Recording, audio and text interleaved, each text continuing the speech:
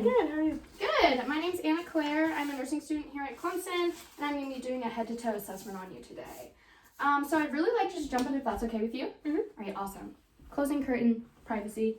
All right, so before we even start, I'm going to be washing my hands with an antibacterial hand sanitizer, and while I'm doing this, if you wouldn't mind telling your full name and date of birth. Faith Charlene Crumley, 3/9/2000. All right, awesome. And so the first thing I'm going to do is take your vitals. So if I could just see your wrist, and I'm just going to be taking your pulse.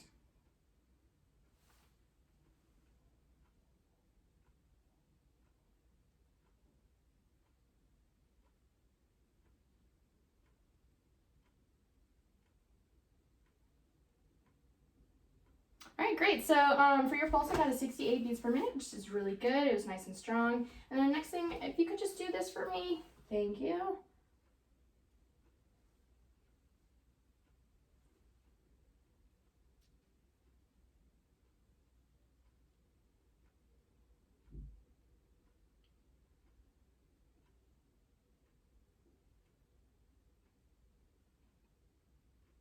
All right, sweet. So I got 8 respirations per minute, which is really nice. It was moderate, depth, and rhythmic. So that's good and normal. And then I'm just gonna take your temperature orally, put it under your tongue.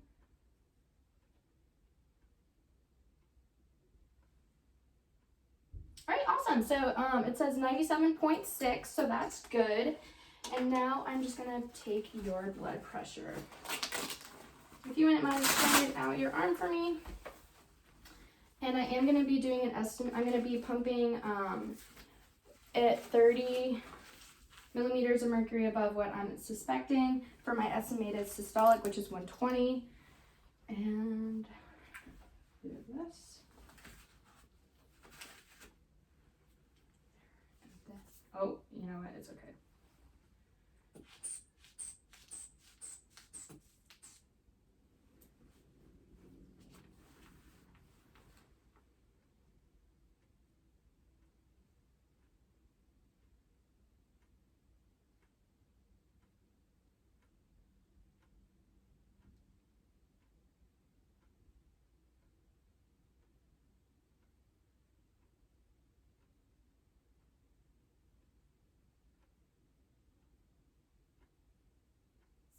All right, awesome. So I got 118/80, which is normal. Cool. And then, are you in any pain at all today? No, ma'am. All right, and if you had to rate your pain on a scale of 0 of no pain at all and 10 being the worst pain you've ever had in your life, what would you rate that? 0. All right, awesome. So all of my patients' vitals are completely normal, and we can move on to the eye exam. So looking at your pupils right now, they're nice and dark, round, and equal, symmetric on both sides and center of your iris. And then the first exam I have to do, I'm going to see your reaction to light. So I'm going to darken the exam room.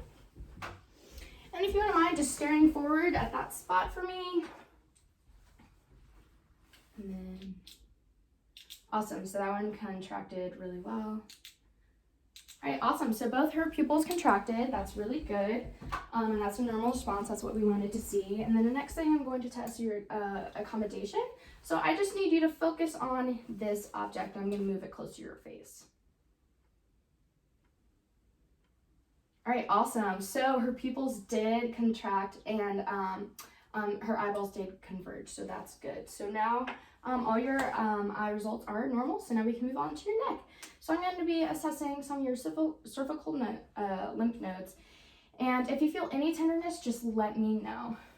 I'm palpating the puracle, no tenderness. All right, awesome. I feel no sweating.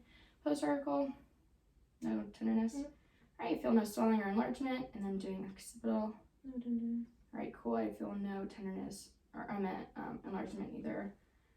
Tonsillar. No tenderness. All right, cool. I feel no enlargement of the tonsillar, and then your submandibular. Nope. All right, no tenderness and no enlargement, and then your submental. Nope. All right, cool. So I felt you felt no tenderness. I felt no enlargement. So all your notes is completely normal. So now we can move on to your cardiovascular exam. So first, what I'm going to be doing is listening to your carotid artery for any bruits, which is any irregulars. We don't want that, any swooshing. I'm going to be doing that with my bell. And while I do that, would you mind just holding your breath?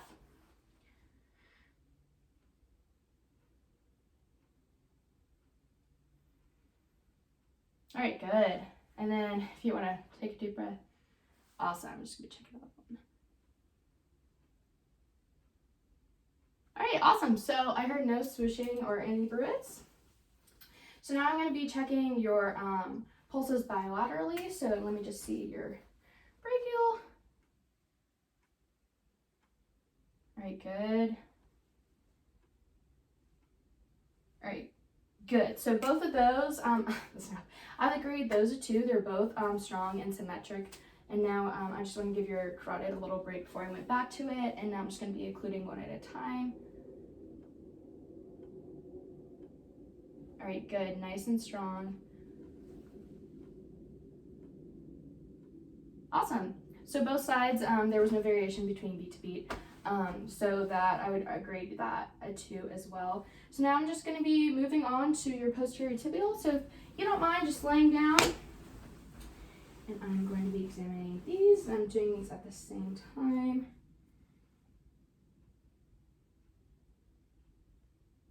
All right, good.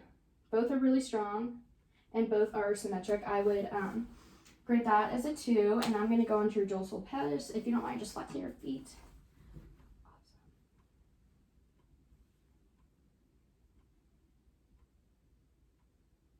All right, good. So bilaterally, those are equal 2, and I would grade that pulse as a 2.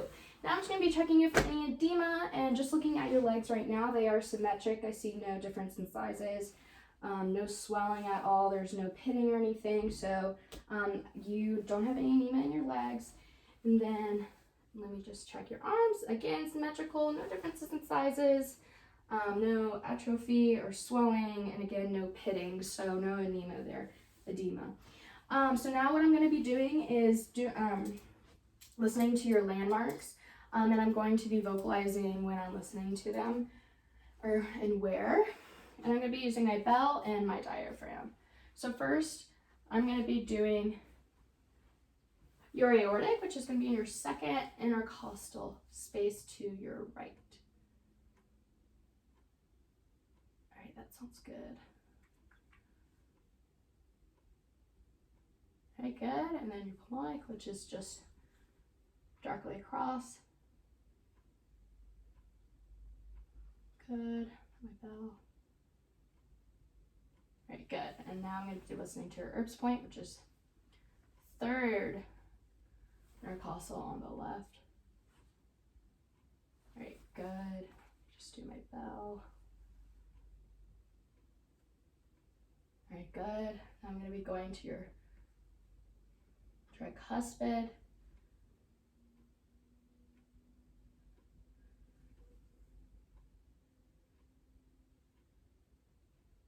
All right, good. All those sounded good, nothing irregular. S1 and S2 are heard perfectly fine. And now I'm going to be moving on to your other landmark, which is your mitral, which is also the apical pulse. And normally you would be listening to this for a full minute, but for the sake of the video, I'm only going to be listening to it for a couple of seconds. And this is left sternobordar mid-clavicular line. All right, good. Nice and strong on your bell.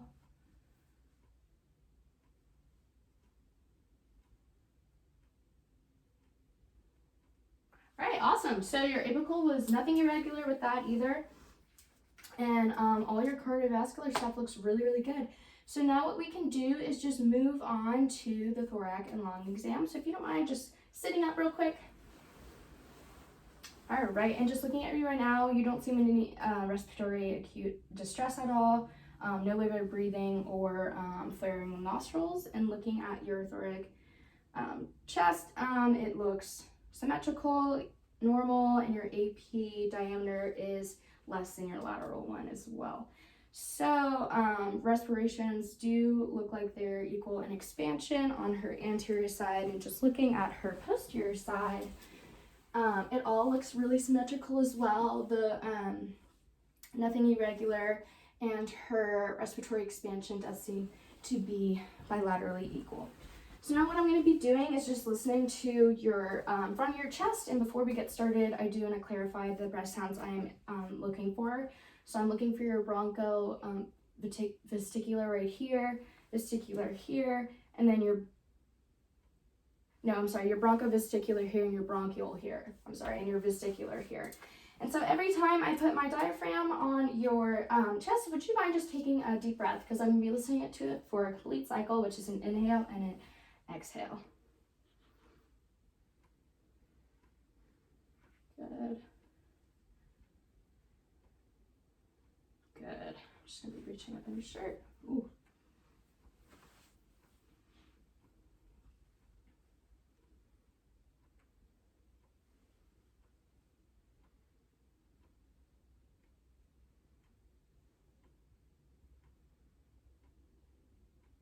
All right, awesome. So I heard the appropriate breath sounds in the appropriate areas. No adventitious sounds of any sorts. Your anterior chest sounds really good. And I'm going to be moving on to your posterior chest. So if you don't mind, just taking a seat right here.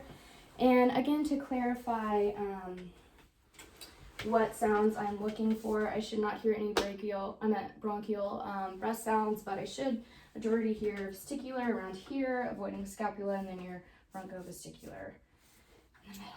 So again, when if you don't mind putting your arms like this, so I can listen to your middle right lobe of your lung, and then when I put my diaphragm on your back, if you could do a complete cycle or a deep inhale and exhale.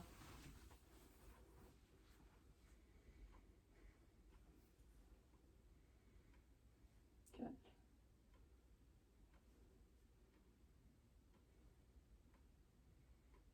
Good. Good.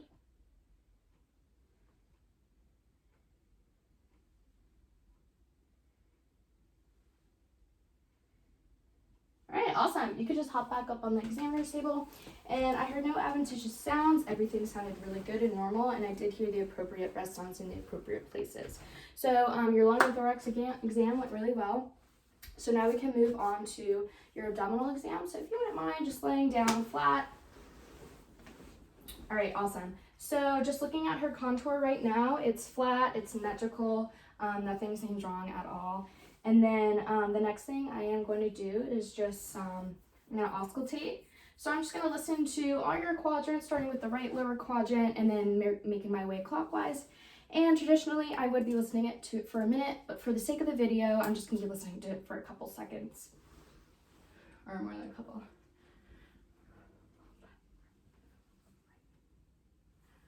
All right. Good.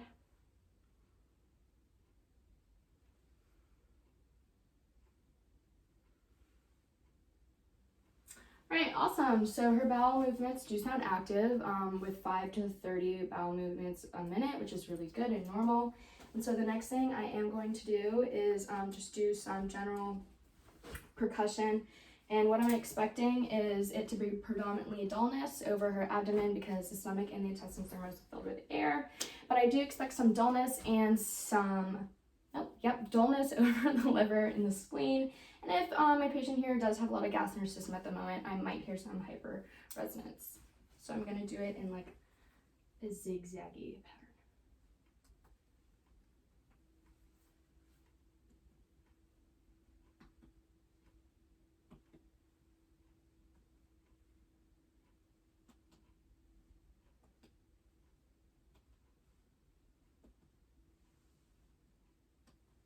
All right, awesome. And what I heard, what I predicted was what I heard, tympani, predominantly over the abdomen and then dullness over the liver and spleen. And then I did not hear any hyperresonance. So now, if you don't mind, I'm just gonna do some blunt percussion on your back, on your coastal vertebral angle. And if you don't mind, just sitting back in this chair so you keep having a hop. And right now I'm just looking for any tenderness, and if there is tenderness, that might indicate a kidney infection, renal calculi, or a hydronephrosis. So I'm going on their coastal vertebral angle on their 12th rib, and you might feel that thud, but you shouldn't feel any pain or tenderness, and if you do, let me know.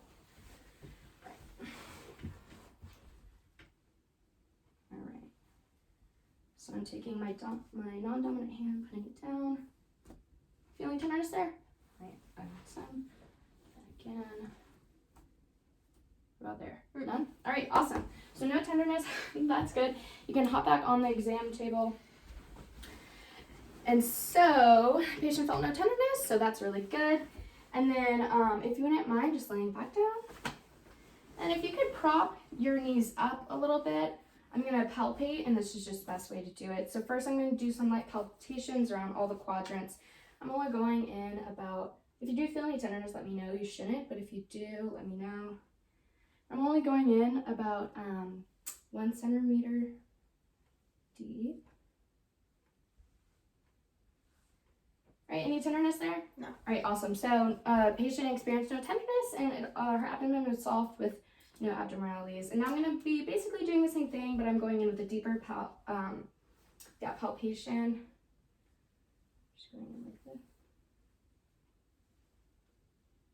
And again, some tenderness is normal, but normally you should not feel anything. Nope. All right, awesome. So patient experienced no tenderness with the deep palpation, and I felt nothing abnormal or any hardness. Her abdomen is soft. So cool. Now we can move on to, that's all. Your findings were complete normal. Now we can move on to your musculoskeletal system exam. So if you wouldn't mind just swinging your legs off, and I'm just going to observe your posture. So it's erect, normal, nothing out of the ordinary. And then if you don't mind just standing, and I'm going to be examining your posture while you stand. So toes are pointed straight, posture is erect, there's no abnormal spinal curvatures. So your posture is looking good.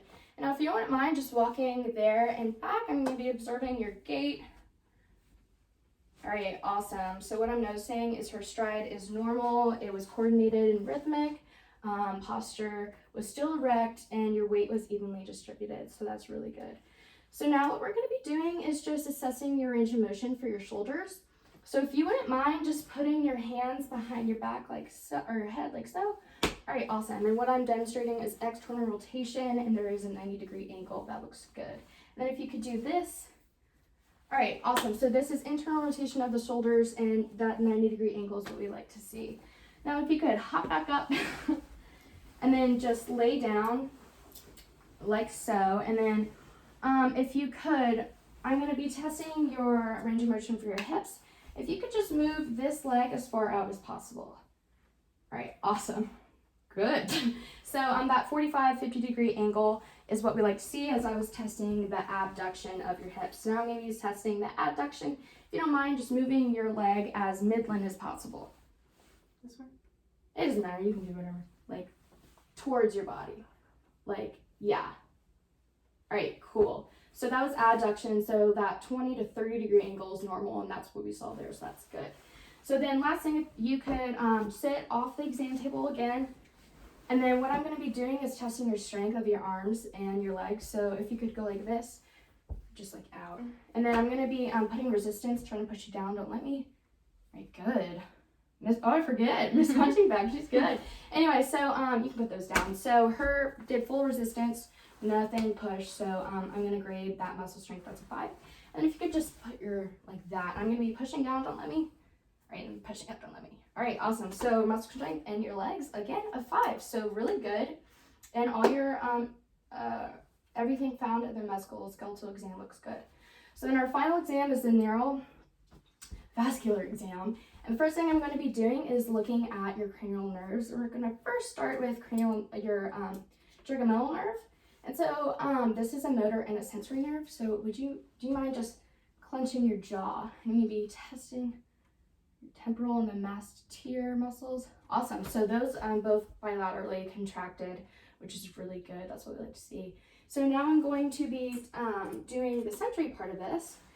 And what I'm going to be doing is I'm going to be doing a dull and a sharp along your face. And then if you don't mind just closing your eyes and then tell me if you feel the sharp or the dull. Which one's dull? This one's dull. Okay, right. Dull. Dull. Sharp.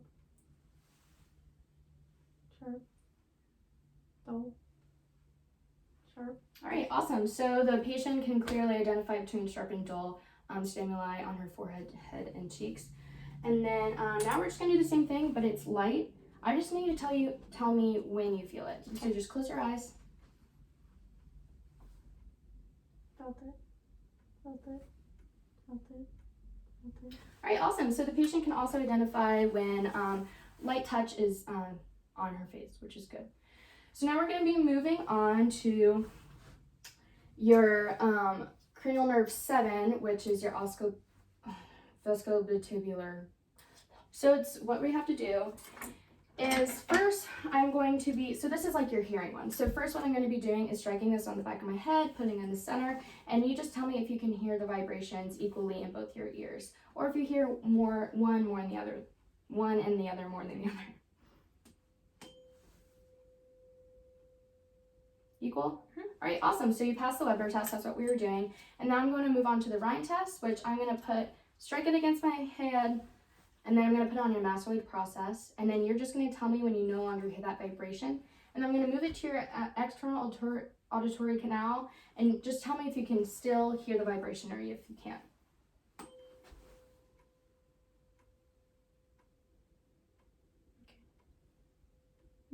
Cool. All right, so air conduction was longer in her left ear than her than bone conduction, which is good and normal. We're gonna do the same thing. Okay. Right, awesome. So air conduction is longer than bone conduction in both her ears, which is really good. So now what we're gonna do is just test your spinal accessory nerve, which is cranial nerve 11. So if you don't mind just shrugging. I'm going to be a resisting, and don't let me. All right, cool. So I was testing your trapezius muscles, and they were symmetrically contracted. They look really good. So all your cranial nerves are good. So now what we're going to do is your tendons, deep tendon reflexes.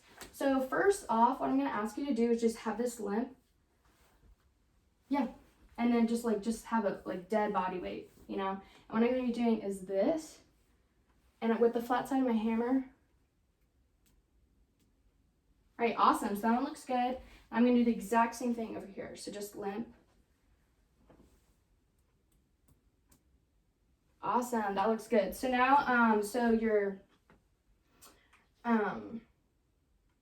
now we're moving on to your patellar deep tendon reflex.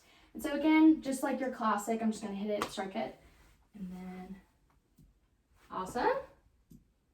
Awesome. So that wraps up our head to toe exam. Thank you so much for participating, and thank you.